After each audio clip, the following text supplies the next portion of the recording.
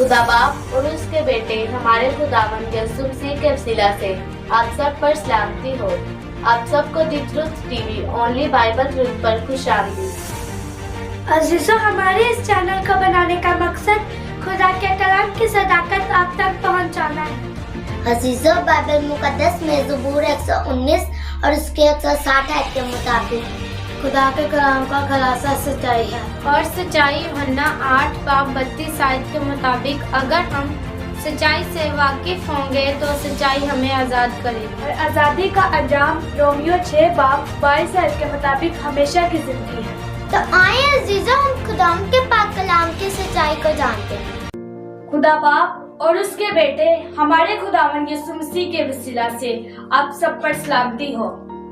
अजीजों, आज जो हम सीखने जा रहे हैं वो है 7 सलीबी कलमात जो खुदावन यीशु मसीह ने अपनी जुबान मुबारका से फरमाए।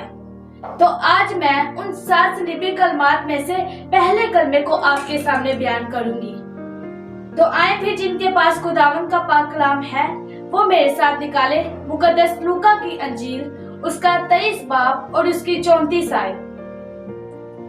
यीशु ने कहा, ऐ बाप, इनको माफ कर क्योंकि ये जानते नहीं कि क्या करते हैं। खुदावंद के पाक कलाम के पढ़े जाने और सुने जाने पर हम सबको बरकत मिले। अजीजों, याद रखिए कि पहला कलमा माफी का कलमा है। तो अजीजों, अगर देखा जाए तो शरीयत के मुताबिक हमें माफी का जिक्र नहीं मिलता, बल्कि शरीयत के मुताबिक ये था कि दांत के बदले दांत, आंख के बदले आंख।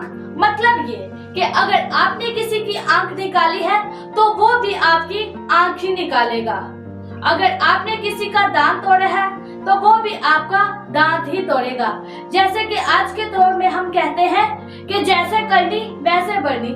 मतलब ये कि अगर आप किसी के साथ बुरा कर रहे हैं तो वो भी आपके साथ वैसा ही बुरा करेगा। तो अजीजों, अब हम फजल के बारे में जानते हैं। तो अजीजों, अगर हम फजल के बारे में जाने तो जब खुदावंद यीशु मसीह इस दुनिया में आए तो तब हमें माफी का जिक्र मिलता है। तो अजीजों, अगर देखा जाए तो यीशु मसीह पे ऐब थे। यीशु मसीह ने तो कोई गुनाह नहीं था किया हुआ। कोई साबित कर सकता है कि यीशु मसीह ने कोई गुनाह किया हो? अजीजों, कोई साबित नहीं कर सकता कि यीशु मसीह ने कोई गुनाह किया है। लेकिन हमारे गुनाहों की खातिर यीशु मसीह को कांटों का ताज पहनाया गया। ये सब कुछ हमारे खातिर हुआ ताकि हम निजात पा सके। तो अजीजों, लेकिन इतने दुख सहने के बाद भी उन्होंने आखिर में माफ किया है। तो अजीजों, आजकल हमें कोई कुछ कह दे तो हम कहते हैं कि मैंने इसे माफ नहीं करना, इस इंसान की मैंने बर्दाश्त नहीं करनी। अजीजों, लेकिन याद रखिए, खुदावंद यीशु मसीह ने तो कोई गुनाह नहीं था किया, फिर भी उन्होंने बर्दाश्त की है और फिर भी उन्होंने माफ किया है। अजीजों, हम अपने दिल में ये सोचकर बैठे होते हैं कि इस इंसान ने मेरे साथ ऐसे किया है, मैंने इसकी बर्दाश्त नहीं करनी। इस इंसान ने मेरे साथ ऐसे किया था, मैंने इसको माफ नहीं करना।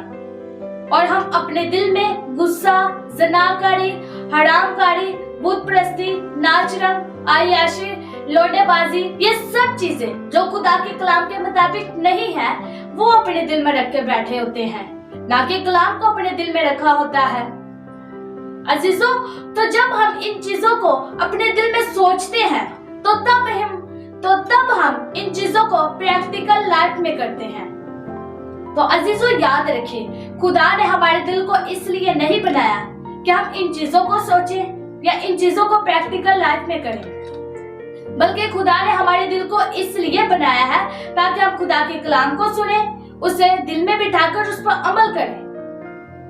तो अजीजों, एक दूसरे को बर्दाश्त करें और एक दूसरे को माफ भी करें। लेकिन अजीजों, याद रखिए, गुस्सा अपने दिल में कभी नहीं रखता, क्योंकि गुस्से की वजह से इंसान बहुत कुछ कर सकता है।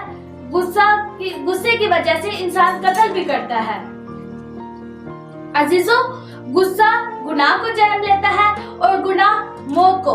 जब तक आपके दिल में गुस्सा होगा तब तक आप किसी को माफ नहीं कर सकते।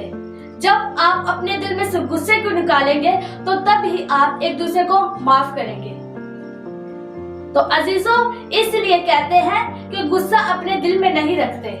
तो अजीजों, अगर हम कुर्सियों 3 बाब और इसकी 16 आयत में देखें तो उधर लिखा हुआ है, अगर किसी को दूसरे की शिकायत हो तो एक दूसरे की बर्दाश्त करे और एक दूसरे के कसूर माफ करे। जैसे खुदावन ने तुम्हारे कसूर माफ किए वैसे ही तुम भी करो। अजीजों, इस आयत में से हमने क्या पढ़ा है? अजीजों, हमने इस आयत में से ये पढ़ा है कि हमने एक दूसरे की बर्दाश्त करनी है, एक दूसरे के कसूर माफ करने हैं। जैसे खुदावन यीशु मसीह ने हमारे कसूर माफ किए, हमने भी वैसे ही करने हैं। तो अजीजों, याद रखिए कि जब तक हम एक दूसरे के कसूर माफ नहीं करेंगे तब तक खुदा हमें भी माफ नहीं करेंगे। जब हम अपने दिल में से एक दूसरे के लिए गुस्सा निकालेंगे तो तब ही हम एक दूसरे का कसूर माफ करेंगे, तो खुदा फिर हमें भी माफ करेंगे। अजीजों, अगर खुदावन यीशु मसीह ने हमें बर्दाश्त के बारे में बताया है या माफ करने के बारे में बताया है, तो उन्होंने खुद भी प्रैक्टिकल करके दिखाया है। अगर देखा जाए तो जब उन्होंने बर्दाश्त के बारे में बताया है, तो जब वो इतना दुख सह रहे थे तो तब उन्होंने बर्दाश्त की है। तो अगर उन्होंने माफ के बारे में बताया है, तो जब वो सलीब पर थे तो उन्होंने अपनी जुबान मुबारका से उन सबको माफ किया है। तो अजीजों, अगर खुदावन यीशु मसीह ने हमारे खातिर इतना दुख सहा है, इतनी बर्दाश्त की है और अपनी जुबान मुबारका से माफ किया है, तो क्या हमारा फर्ज नहीं बनता कि हम एक दूसरे को माफ करें या एक दूसरे की बर्दाश्त करें? अजीजों, हमारा भी फर्ज बनता है कि हम एक दूसरे की बर्दाश्त करें और एक दूसरे को माफ करें। तो बस आज का यही मैसेज था। अगर आपका भी किसी के साथ लड़ाई झगड़ा है तो अजीजों, याद रखिए, जैसे मैंने आपको पहले भी बताया कि जब हमारे दिल में गुस्सा होगा तो तब हम एक दूसरे को माफ नहीं कर सकते। तो अजीजों, इसलिए आप भी अपने दिल में से पहले गुस्से को निकाल कर तो एक दूसरे को माफ करें, क्योंकि खुदावन यीशु मसीह ने हमें बर्दाश्त और माफ करना सिखाया है। तो अजीजों, हमारा भी फर्ज है कि हम एक दूसरे की बर्दाश्त करें और एक दूसरे को माफ करें। खुदावन आप सबको इस सच्चाई के कलाम पर अमल करने की तौफीक बख्शे। God bless you all.